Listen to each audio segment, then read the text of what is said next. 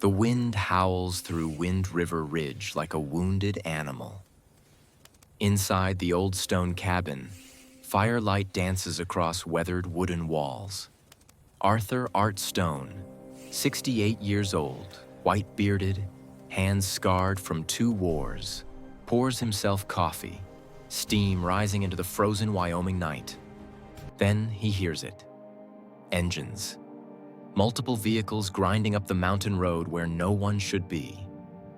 The door explodes inward. 3 men in black winter coats storm inside, their breath fogging the warm air. The leader, Flint, shaved head, cold eyes, a sledgehammer gripped in gloved hands, drops a contract on the table. "Sign it, old man. Julian Graves owns this valley now. You're the last holdout." Art's voice is steady, even as his heart pounds. "My grandfather built this cabin with his own hands. You'll bury me before I sign." Flint's smile is ice. "That can be arranged." 2 thugs seize Art's arms.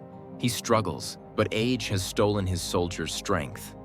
They drag him through the door, his boots scraping across the porch, then into the snow. The cold hits like a fist. Art gasps, his breath torn away by the wind. They bind his hands with rope, his arms tight against his torso, immobilizing him. "Let the mountain take care of him," Flint says, turning back toward the cabin. "Make it look like the old fool wandered out and froze." Art collapses into a snowbank. His vision blurs. The cold seeps through his jacket, his flannel shirt, into his bones. This is how it ends, he thinks, alone, like I always knew it would. His eyes begin to close. Then, light. Bright, piercing beams slice through the blizzard. A vehicle roars up the drive. A door slams. Boots crunch through snow at a dead run. "Dad!" Art's eyes flutter open. Through the swirling white, he sees a figure, broad-shouldered police uniform visible under an open jacket. His son, Wyatt. And beside him, a German shepherd, teeth bared, snarling at the men who thought they'd gotten away. What happens next will turn a quiet mountain into a battlefield. A fight not just for land, but for justice against a conspiracy that reaches from backwoods thugs to the highest levels of power. Before the sun rises again, Art and Wyatt Stone will uncover a secret buried beneath the snow, one worth killing for. And they'll learn that sometimes the fiercest battles aren't fought for a country, but for home. But before we begin, take a moment to subscribe to our channel and leave a like. Your support means everything to us. And tell us, where are you watching from? Drop your city in the comments below. Let's journey together into this story of courage, loyalty, and the unbreakable bond between a father, a son, and the dog who became their guardian. Now let's go back to where it all began. The fire had burned low in the stone hearth when Arthur Stone heard the engines. Not the familiar rumble of a neighbor's truck or the distant hum of snowplows clearing the valley road. This was different. Deliberate. Multiple vehicles grinding up the narrow mountain trail that led only to his cabin. Art set down his coffee mug, the liquid still steaming, and moved toward the window. Through the swirling snow, headlights appeared like predator eyes cutting through the darkness. His gut tightened with the same instinct that had kept him alive at the jungles of Vietnam 50 years ago. Something was wrong. The door didn't knock. It burst open, hinges screaming, cold air rushing in like an invasion.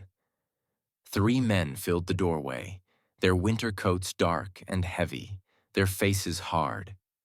The one in front was bald, thick-necked, with a sledgehammer resting casually against his shoulder. His name was Flint, though Art didn't know it yet. Arthur Stone. Flint's voice was gravel and ice. He didn't wait for an answer. One of his men slapped a folder onto the kitchen table, scattering old newspapers. Graves Development Corporation. We're here to make you an offer. Art's jaw set. I'm not selling. Flint stepped closer, boots tracking snow and mud across the worn floorboards. You haven't even looked at the numbers, old man. Don't need to. Art's voice was steady, but his heart hammered. This land belonged to my father and his before him. It's not for sale, not to you, not to anybody. Flint's smile was thin and cruel. Wrong answer. He nodded to his men. Teach him a lesson. They came at him fast. Art threw a punch, connected with one man's jaw, but age had stolen the power from his fists. A forearm slammed into his ribs. Another fist cracked against his temple. The room spun. His knees buckled. Drag him outside, Flint ordered. Let the mountain take care of him. Art's boots scraped across the porch as they hauled him into the night. The cold hit like a physical blow, stealing his breath. Snow stung his face. They bound his arms tight with rope, pinning them to his sides, then shoved him into a snowbank behind the cabin. Make it look natural, Flint said, brushing snow from his coat. Old guy wanders out, gets confused, freezes to death. Happens all the time up here. The three men walked back toward their vehicles, their laughter swallowed by the wind. Art lay motionless, snow piling against his chest and legs. The cold seeped through his jacket, his shirt, into his skin. His fingers went numb. His thoughts began to drift. Memories of his wife, long gone, of his son, too far away to help. Then headlights cut through the storm. A police SUV skidded to a stop in front of the cabin, its engine still running. The driver's door flew open and a man stepped out. Tall, broad-shouldered, moving with purpose.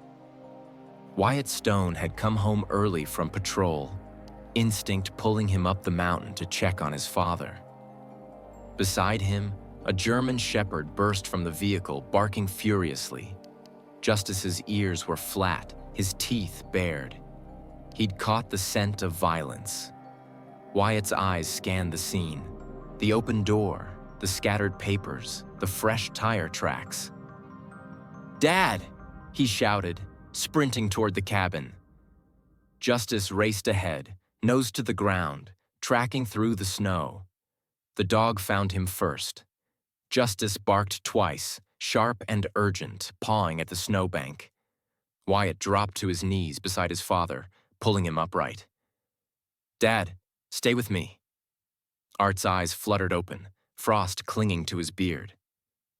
"Wyatt?" His voice was barely a whisper. "I've got you." Wyatt tore off his jacket, wrapping it around his father's shoulders. He keyed his radio. "Dispatch, this is Officer Stone. I need emergency medical at my location.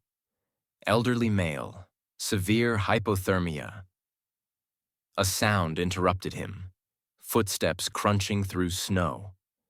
Flint and his men had heard the commotion and circled back, thinking they could finish what they'd started. "Well, well," Flint said, stepping into the light. The sledgehammer was still in his hand. Family reunion. Wyatt stood slowly, positioning himself between his father and the thugs. Justice moved to his side, growling low, muscles coiled. "Get on the ground, now." Flint laughed. "You're outnumbered, cop." "So are you." Wyatt's hand moved to his sidearm. "That's a K-9 officer. You touch me, he'll tear you apart." One of Flint's men lunged. Justice launched forward like a missile, clamping down on the man's arm. The thug screamed, collapsing into the snow. Wyatt's gun cleared leather. "I said get down." Flint and the remaining enforcer turned and ran, stumbling through the storm toward their vehicles. Engines roared to life. Tires spun, kicking up snow, and they disappeared down the mountain. Wyatt holstered his weapon and returned to his father. "Dad, stay with me. You're going to be okay." Art's hand gripped his son's arm weakly. "Didn't expect you home, son. Good thing I came early then." Wyatt carried him inside, laying him near the fire. He wrapped Art in blankets, rubbing warmth back into his limbs. Justice padded through the cabin, sniffing, alert. Near the door, he stopped and pawed at something half buried in tracked-in snow. Wyatt bent down and picked it up, a small black device, no bigger than a matchbox. A GPS tracker. Art's voice was stronger now, though still shaken. "They've been watching me for weeks. Wanted me to sign over the land." He gestured weakly toward the table where the contract lay crumpled. "Graves Development offered me pennies for what it's worth." Wyatt picked up the contract, his jaw tightening as he read. The offer was insultingly low. But more troubling was the clause buried in the fine print. Immediate mineral extraction rights upon transfer. "Why does Graves want this land so badly?" Art asked. Wyatt turned the GPS tracker over in his hand, studying its serial number. "This isn't about real estate, Dad. This is about something bigger." Art shook his head stubbornly when Wyatt suggested the hospital. "I'm not leaving this house, not tonight. Not while they're still out there." Wyatt didn't argue. He checked the locks, secured the windows, and built up the fire. Justice took position by the front window, ears twitching at every distant sound, his body tense. Outside, the wind howled. But inside, father and son sat together in the firelight, both knowing the same truth. Whoever Julian Graves was, whatever he wanted, he wasn't going to stop. And neither were they. Dawn came cold and gray over Wind River Ridge. Deputy Wes Morgan's patrol SUV rolled up the mountain road just as the first light touched the snow. He was a solid man in his early 40s with a weathered face and sandy hair going silver at the temples. He'd served with Wyatt in the Army Military Police years ago, and when Wyatt called him at 5 in the morning, Wes didn't ask questions. He just came. Now he stood in the yard, studying the scene with a tracker's eye. Drag marks carved deep trenches through the snow from the cabin to the spot where Art had nearly died. Boot prints overlapped in chaotic patterns near the porch. Wes crouched, brushing snow from a discarded cigarette butt. Expensive brand, imported. He bagged it carefully. Inside, Wyatt handed him the GPS tracker. Wes turned it over, examining the casing. "Military grade," he said quietly. "Encrypted signal, real-time positioning. Someone's been tracking you like a high-value target." "But why?" Wyatt asked. "That's what we need to find out." They spent the next hour combing the property. Justice led the way, nose low to the ground, moving with purpose. Near the tree line, the dog stopped and barked, sharp, insistent. Wyatt pushed through the snow and found it. A small camera mounted in the hollow of a pine tree, its lens pointed directly at the cabin's front door. "They've been watching everything," Wyatt muttered. Wes discovered more. Tire tracks near the access road matched the deep tread of industrial construction vehicles. Far too heavy for a simple intimidation visit. And tucked under the windshield wiper of Art's old truck was a note, weathered but still readable. "Sell now before you burn." "This was left days ago," Wes said. "They've been planning this." Wyatt's phone buzzed. The name on the screen read Claire Avery. He'd known her growing up. She'd been the quiet, bookish girl who'd turned into one of the Valley's most relentless investigative journalists. Now she worked for the Larkspur Chronicle and had a reputation for digging into stories others avoided. "Wyatt, I heard about what happened." Claire's voice was tense. "I need to talk to you. It's about Graves." "What do you know?" "More than I should. Meet me at the diner in 20 minutes. Inside the cabin, Art sat wrapped in blankets by the fire. His color better, but his eyes still haunted. When Wyatt mentioned needing to leave briefly, Art waved him off. "Go, I'm not going anywhere." But before Wyatt left, Art reached for an old metal box on the shelf. Inside was a yellowed map, hand-drawn in faded ink, creased from decades of folding and unfolding. "Your grandfather made this," Art said, spreading it across the table. "He worked for the Bureau of Land Management in the 50s, surveyed every inch of this ridge." Wyatt leaned closer.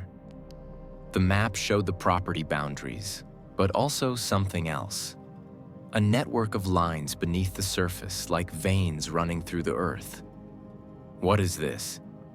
"Underground reservoir system," Art said, tracing the lines with a gnarled finger. "Feeds half the valley. Your grandfather said the water was different, mineral-rich. Had scientists come up once to test it?" He paused. "They found lithium." Wyatt's mind raced. Lithium, the metal powering electric vehicles, batteries, the future of energy. "How much?" "Enough that they wanted to buy the land back then. My father refused. Said it belonged to the mountain, not to men with dollar signs in their eyes." At the diner, Claire slid a folder across the table. Inside were corporate filings, property records, geological surveys. "Graves Development is a shell," she said. "Behind it is a holding company registered in Nevada, owned by an offshore trust. He's been buying up land all over Wind River Valley, but not for tourism, for what's underneath." She pulled out a document dated 1974, a geological survey commissioned by the state. Wyatt scanned it, his stomach sinking. The Stone property sat atop one of the largest lithium reserves at the western United States. With the electric vehicle boom, it was worth tens of millions. "He's got investors," Claire continued. "A Singapore energy consortium. They're planning full-scale extraction, but they need your father's land to access the main deposit." "And if we don't sell?" Claire's expression darkened. She pulled out her phone and played an audio file. Static, then voices. The first was unmistakable, gravelly, cold. Julian Graves. "Sheriff Dalton, I need assurances." A second voice, uneasy but greedy.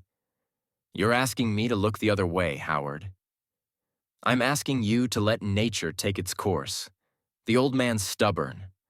Accidents happen in the mountains." A pause. "If this comes back on me," "It won't. Just stay out of it. Your department's budget problems disappear, and I get what I need." The recording ended. Wyatt stared at the phone, his jaw tight. "Dalton's dirty." "He's been in Graves' pocket for months," Claire said. "You can't trust local law enforcement. You need to go higher. State police, maybe federal. And in the meantime, you document everything. Build a case they can't ignore." Back at the cabin, Wyatt laid out the plan for Art and Wes. They'd install motion sensors around the perimeter, set up cameras at every approach, turn the property into a surveillance net. If Graves' men came back, they'd have evidence. Art listened, then nodded slowly. "I won't be driven from my home." "Then we make this place a fortress," Wyatt said.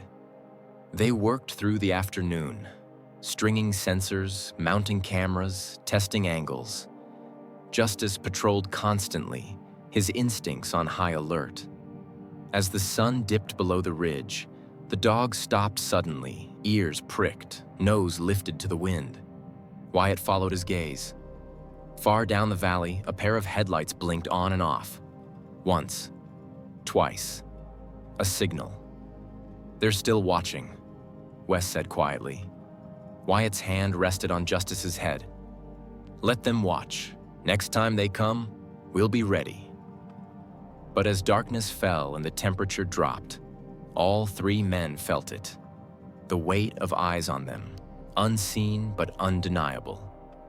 Somewhere out there, Julian Graves was making his next move, and the mountain held its breath, waiting. The fire crackled low in the hearth, casting long shadows across the cabin walls. Outside, the wind had died to a whisper, leaving the night unnervingly quiet. Wyatt sat across from his father at the old wooden table, the silence between them heavy with years of distance neither had known how to bridge. Art poured coffee into 2 chipped mugs, his hands trembling slightly. Whether from age or the night's trauma, Wyatt couldn't tell. Steam rose between them like a veil. "You never told me much about Vietnam," Wyatt said finally, his voice careful. Art stared into his mug for a long moment. When he spoke, his voice was rough, worn smooth by decades of silence. "Not much worth telling, son." But then he began. "I was 21, green as spring grass. They sent us to a village outside Da Nang, Hill 34 we called it. My best friend was Tommy Beckett, farm boy from Nebraska, could shoot a rabbit at 200 yards but couldn't light a stove to save his life." Art's mouth twitched in something that might have been a smile, but it faded quickly. "Our mission was simple. Secure the village, protect the civilians. But nothing was simple over there." Wyatt listened, watching his father's face transform, the lines deepening, the eyes going distant, seeing things 50 years gone but never forgotten. They came at night. Mortar fire from the tree line. The whole village lit up like hellfire. We tried to hold them off, but when the smoke cleared, half the huts were burning. Art's voice dropped. "Tommy saw people trapped inside one of them. I told him to wait, told him we'd get backup. He didn't listen." Art's hand tightened around his mug. "He ran in, got 3 civilians out, a woman and 2 kids. But the roof..." He stopped, swallowed hard. "The roof came down before I could reach him." The fire popped, loud in the silence. "I've told myself for 40 years I couldn't have saved him," Art said quietly. "Some days I believe it." Wyatt felt something tighten in his chest. He'd known his father carried ghosts, but he'd never heard them given names before. "The worst part?" Art's voice turned bitter. "We defended that village for 3 days. 3 days of hell. Then command ordered us to burn it. Said it was compromised, that the Viet Cong would use it as a staging ground." He looked up, meeting his son's eyes. "All that for nothing." "That's when I learned," Art continued, "that sometimes you fight for things that don't make sense. You follow orders, you do your duty, but you don't understand why. But home." He gestured around the cabin, at the walls his grandfather had built, at the land beyond. "Home always makes sense." "Is that why you stayed?" Wyatt asked.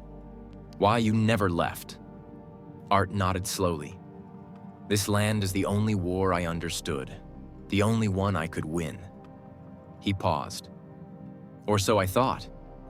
For the first time in years, Wyatt felt he truly saw his father, not as the distant, stubborn old man who'd retreated into isolation after Mom died, but as a soldier still fighting battles that never really ended.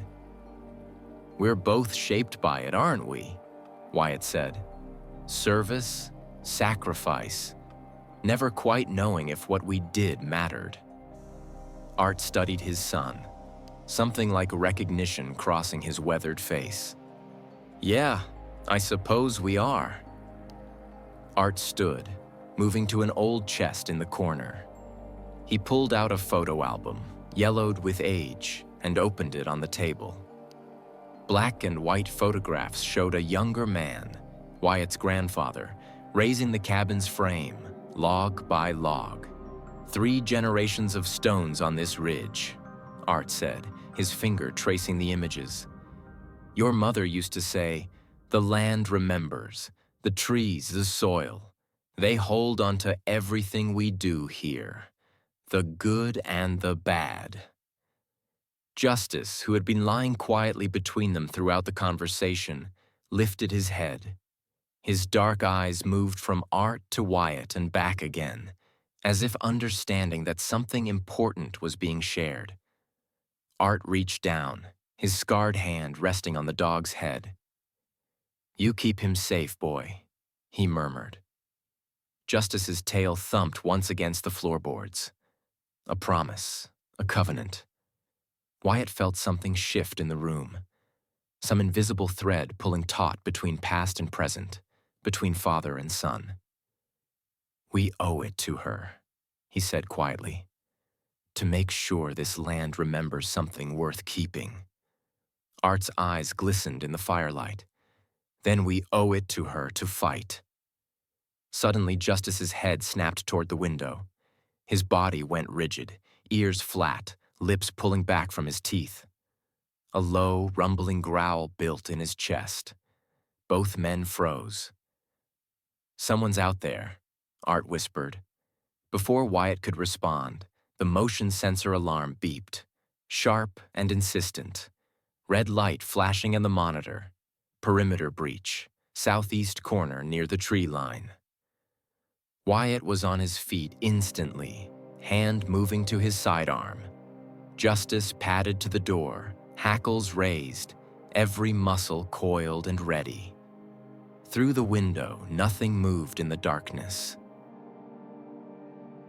But they all felt it, the presence of predators circling, waiting for the right moment to strike. The war had come here. And this time, there would be no retreat. The smell hit first. Sharp, chemical, wrong. Wyatt's eyes snapped open at 2 a.m., his hand already reaching for the sidearm on the nightstand. Then he heard it. The crackle of flames, growing louder by the second. "Fire!" he shouted, bolting from the guest room. Art was already moving, slower but determined, pulling on his boots. Through the back window, orange light flickered against the snow.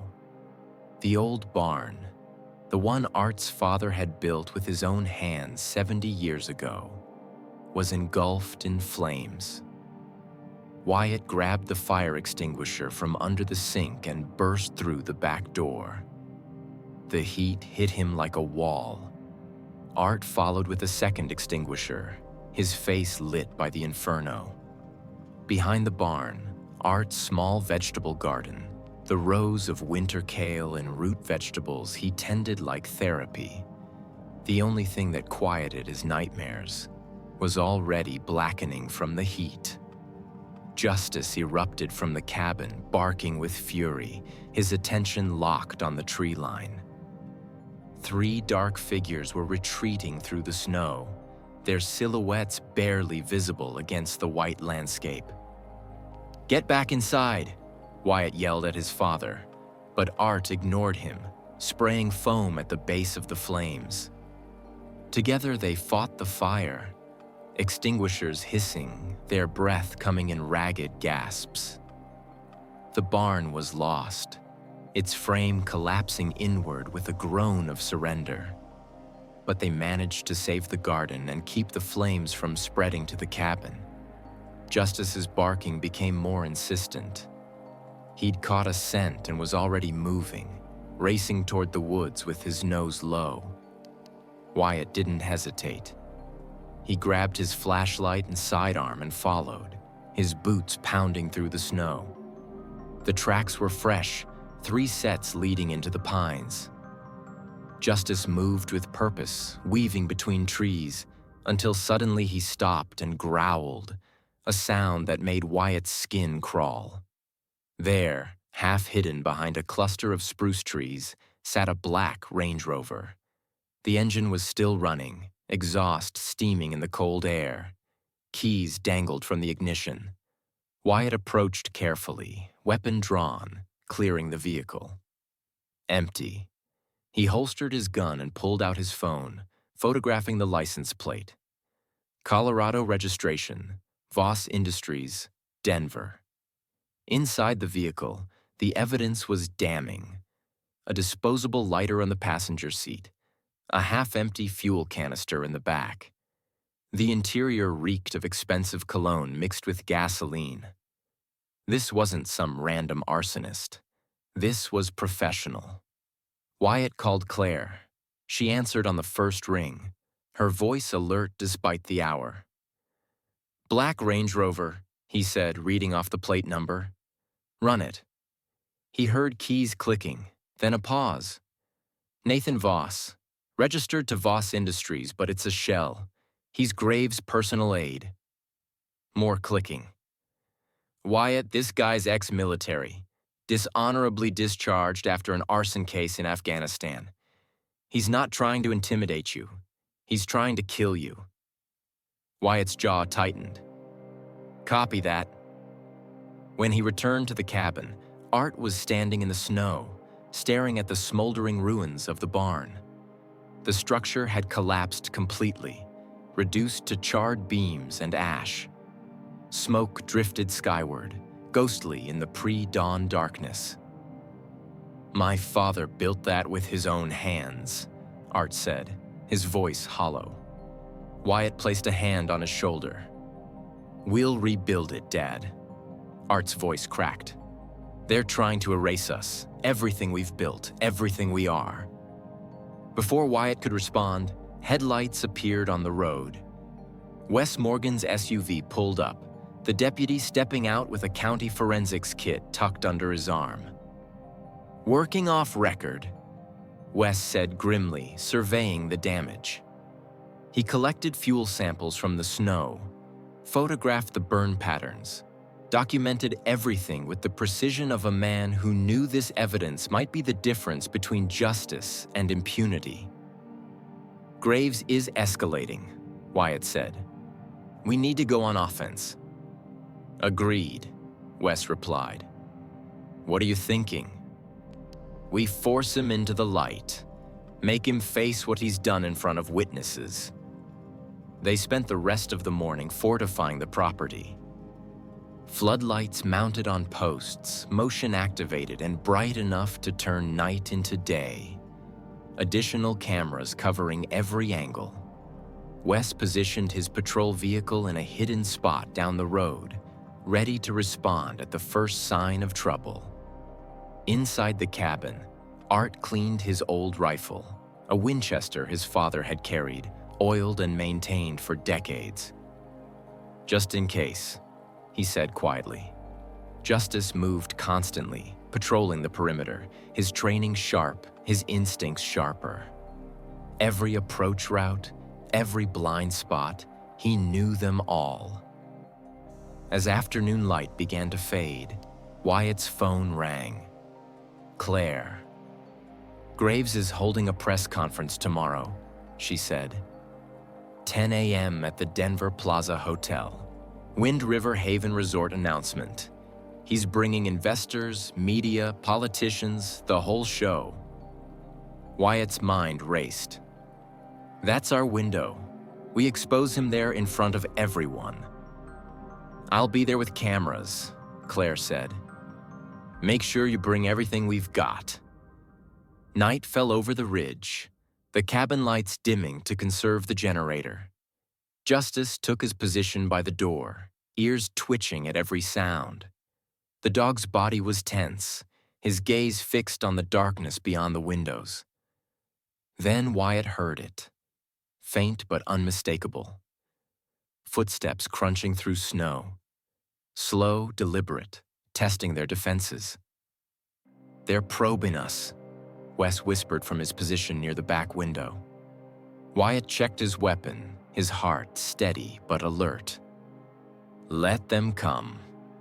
Tomorrow, we end this. But tonight, the mountain held its breath, and in the darkness, predators circled, patient, relentless, waiting for the perfect moment to strike. The motion sensors shrieked at 11 p.m., their shrill alarm cutting through the cabin's tense silence. Wyatt's eyes snapped to the monitor. 5 figures moving through the trees, their thermal signatures glowing white against the cold landscape. These weren't the panicked amateurs from before. They moved with precision, spacing themselves tactically, communicating through earpieces, night vision goggles, military-grade equipment, and leading them was a figure Wyatt recognized even through the grainy feed. Flint. He'd come back with reinforcements. Lights out, Wyatt ordered, killing the interior lamps. The cabin plunged into darkness. Justice moved to the door without command, his body low, muscles coiled like a spring. Art positioned himself at the back window, his father's Winchester resting against the sill. Outside, Wes Morgan crept through the snow toward a flanking position, his movements ghost silent. The intruders reached the charred remains of the barn, their boots crunching through ice-crusted snow. Then Flint's voice boomed across the yard, amplified by the cold night air. "Stone, last chance. Sign the papers or we burn it all. The cabin, the trees, everything." From inside, Art's response was steel. "Come and take it." Wyatt's hand hovered over the floodlight switch. He waited, counting heartbeats, until Flint's men spread out in a semicircle, assault positions. Then he triggered the lights. The yard exploded in blinding white brilliance. The attackers stumbled, hands flying to their night vision goggles, temporarily blinded. Wyatt's voice cut through their confusion like a blade. "Police, drop your weapons, now!" Instead, Flint's men opened fire. The muzzle flashes were loud but wrong. Blanks meant to terrify, not kill. Psychological warfare. Wyatt returned fire with real ammunition, his shots deliberate, controlled. Warning rounds that kicked up snow at their feet. Justice, attack. The German Shepherd launched through the door like a missile. He hit the closest thug at full speed, teeth finding purchase on the man's forearm. The scream was immediate and primal. Justice didn't let go, dragging the man down into the snow. Chaos erupted.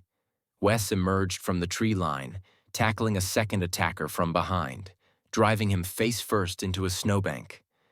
Art fired from the window, not at the men, but near them. The crack of the Winchester unmistakable, the message clear. We will defend this ground. Wyatt vaulted over the porch railing, closing distance with Flint. The big man swung a baton, but Wyatt was faster, ducking under the arc and driving his shoulder into Flint's gut. They went down hard, grappling in the snow. Flint was strong, but Wyatt had trained for this. Years of military police hand-to-hand combat drills. He twisted, leveraged, and within seconds had Flint's arm wrenched behind his back. "Don't move," Wyatt growled, his knee pressed into Flint's spine. Justice had released his first target and moved to a second, his snarls keeping the man pinned without needing to bite. Wes secured the third with zip ties. The remaining 2 attackers stood frozen, hands raised, staring at the rifle barrel Art had trained on them from the window. It was over in 90 seconds. 5 men lay in the snow, zip-tied and bleeding. Flint's arm bore deep puncture marks from Justice's teeth, blood staining the white ground. One of the younger thugs was hyperventilating, his bravado shattered. "We're just contractors," he gasped. "Graves hired us. We didn't know. We were just supposed to scare you." Wyatt crouched beside him. "Then you just became witnesses." They dragged Flint inside, dropping him into a chair at the table. Wyatt pulled out his phone, set it to record, and leaned in close. "You work for Julian Graves. You set the fire that destroyed my father's barn. You tried to kill him. Say it." Flint smirked through the pain, defiant. "Prove it." Wes stepped forward, his voice cold. "You're looking at attempted murder, arson, assault on a law enforcement officer. That's 25 years minimum, unless you cooperate." The younger thug broke first, his words tumbling out in a panicked rush. "Graves has permits forged. Construction's supposed to start Monday. There's a consortium from Singapore. Energy extraction rights worth millions. He said once the old man was gone, they'd move in heavy equipment, drill straight down to the lithium." "Shut up!" Flint snarled, but it was too late. Headlights swept across the cabin. Claire Avery's Jeep skidded to a stop, and she burst through the door with a laptop under her arm. "You need to see this," she said breathlessly. She opened the laptop, pulled up a live stream. The screen showed Julian Graves in an empty conference room, rehearsing tomorrow's speech. His voice was clear through an open microphone he didn't know was live. "By tomorrow night, Stone property will be mine. The old man's either dead or broken, and we move forward on schedule." Wyatt's jaw tightened. "We have him." Claire nodded. "Video, audio, witnesses, physical evidence, everything." "We hit him at the press conference," Wyatt said, "in front of everyone." "I'm credentialed press," Claire said. "I can get the footage on screen." Wes pulled out his phone. "I'll contact state police. Have them ready to move during the broadcast."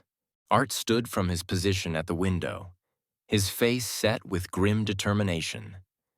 "I'm coming too. He needs to see the man he tried to kill." They worked through the night. State police arrived at 3 a.m. to collect the prisoners. Wyatt backed up all evidence to 3 separate drives, encrypting each one. Justice received extra treats and a long scratch behind the ears. "Good boy," Wyatt murmured. "You saved us." Pre-dawn light was just touching the eastern sky when the convoy formed. Wyatt's SUV, Wes's patrol vehicle, Claire's Jeep. Art sat in the passenger seat, his old rifle stowed in the back, Justice between the seats, alert and ready. As they descended the mountain toward Denver, Art turned to his son. "Whatever happens today, I'm proud to fight beside you." Wyatt glanced at him, then smiled, a hard, determined smile. "Dad, we're not fighting. We're winning." Behind them, Wind River Ridge disappeared into the morning mist, the land waiting, watching, holding its breath for justice to finally arrive.